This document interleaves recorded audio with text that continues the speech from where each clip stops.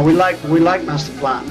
I've got a few Master Plan early albums, and you know, they got their singer left.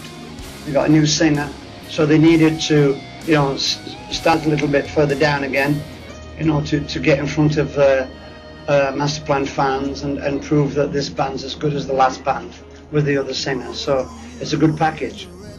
And Hellfueled, the other band from Scandinavia, they're playing. They're quite big in Scandinavia, but here they're trying to pinch some Saxon and Master Plan fans. That's what touring's all about. There's some quite good stuff. I quite like Chemical Romance. The new album's quite a good sound. I think really Saxon. I think of all the bands that are still around, I think we're trying to push the boundaries a little bit further and to come up with a more perfect sound. We're always trying to perfect our sound, aren't we? And we're trying to link, you know, we're trying to make it sound as live and as fresh as possible. So I think the new album, we achieved it actually. And the new album's a mixture of heavy metal and rock and roll, which is what we are. We are both, really. If you listen to our early albums, Motorcycle Man is certainly heavy metal, whereas Wheels of Steel is more rock and roll. So we've gone back to that again, where there's two sides of Saxon on this new album. We write songs for us first, that entertain us, and then we think, is this song good enough?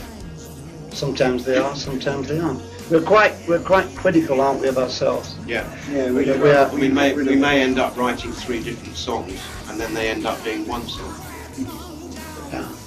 So the whole process is quite complex, as any band would say. Unless you're sat under a tree on a hill with an acoustic guitar and you write a song, you know, fair enough. But we don't do that much. We just feel as though we're very lucky to be still here, still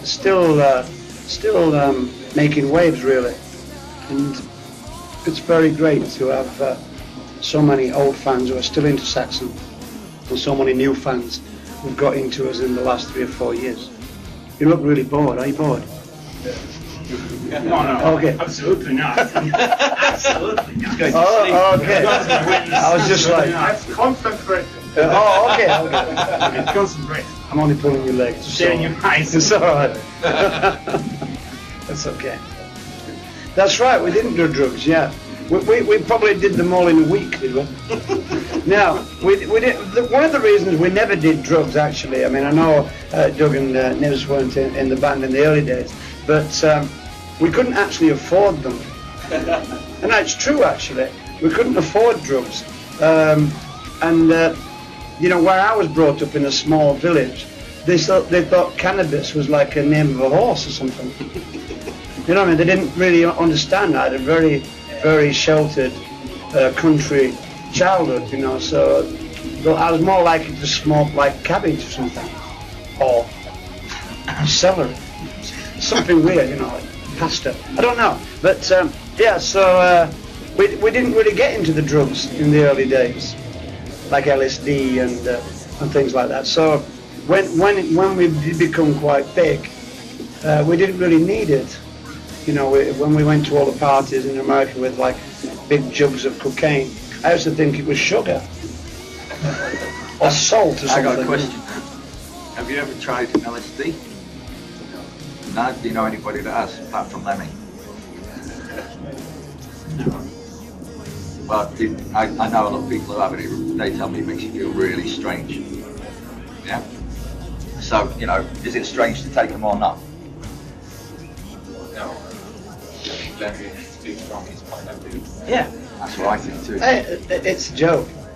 I mean, me and Lemmy are big pals. It's a joke, and you know, Lemmy's doctor said that if he stopped taking drugs, he'd die. So that's all right. You know, I mean, it's just we're not anti-drugs or anything in music. Sometimes when you've done 40 shows, you know, and you'd play 2 hours every night, and you're running around like some teenager And sometimes you could actually take drugs. Actually, I understand why bands take drugs, but we don't. We try and keep off it. We drink lots of wine though. If that counts. And beer. I think it did pay, yeah, actually, because although Lenny's still going good, you know, I mean, it doesn't harm him, did it? No. So, you know, is there something to be said about having a diet of drugs? I suppose it depends which drugs, really, whether you're on sort of uppers or downs. I'm not really a drug person, so that's my drug speech, really. I'm not really into them. But I can understand why, you know, when you get off a plane in Australia and you're like absolutely shagged and you've got a gig, you know, in 4 hours, I've every sympathy with anybody who, like, you know, indulges in some form of stimulant. But I never have, so I don't know if that's good on my part or bad, really. I think the whole world's totally fucked, actually, is what I think about it. It's a very, very dangerous time to be alive. But, well, we write about the past and the present. We you know, I don't think anybody can really see what's coming. And yeah, we have talked about, you know, future travellers in time things, but I just think we have to live day by day, really. You have to live like rock and roll, take it a day at a time, unfortunately. So, but you know, we do what we do. It's very difficult to be political in our genre of music. I mean, the nearest we've got on the new album is the anti-gun knife crime song we wrote, called If I Was You, which is based on the gun crime in England at the moment, which is crazy. Young kids getting shot at school and things. So we thought we'd write a song about it and see if we can focus a little bit on the charities. So from that side of it, we have got involved in a bit of the political thing in England at the moment. But I think that's a good thing. Our anniversary party. I don't know really. Could you invite me? Yeah, we'll probably do our farewell tour that year, anniversary. Yeah, well, I don't know. We haven't got time for an anniversary party at the moment, have we? Every day is We're too busy playing everybody else's anniversary party. No, we're just too busy, actually.